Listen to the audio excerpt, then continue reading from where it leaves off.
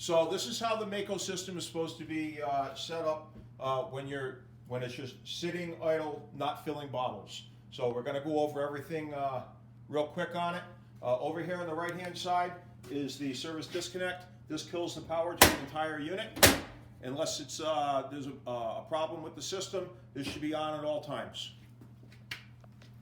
The power button should be on at all times, whether you're filling or not. That way the banks, the cascade banks, stay full. Over here, these are the gauges for the different stages. It's a 4-stage compressor system and the oil pressure. So that's more for the service tech and stuff like that. And just to see the stuff's operating properly. There's an hour meter over here. This red mushroom button is not how you turn it off. But if for some reason the power is on, the service disconnect is on, and the compressor's not kicking on when it needs to, just double check that somebody didn't hit it by mistake. But you're not supposed to use this to turn the compressor off and on. Over here are the knobs for the cascade system itself. So when it's sitting idle, you should have the 2 banks should all be open, which is counterclockwise. The bypass valve should be closed, which would be clockwise. The from banks are all closed. Auxiliary fill and fill valve are closed. And the regulator should be reading 4,500 pounds per square inch gauge. When you're not using it, do not turn it back down to 0.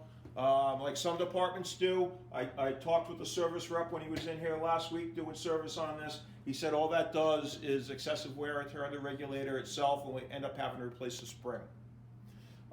This cannot get set any higher than 4,500 pounds.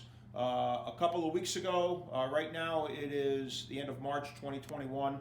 A week or so ago, the system went out of service. There was an air leak in the back. Second time in about 3 or 4 years, somebody has mistakenly taken this valve, cranked it all the way up to 6,000 pounds, and then turned on the fill valve, and they blew the safety relief valve in the back.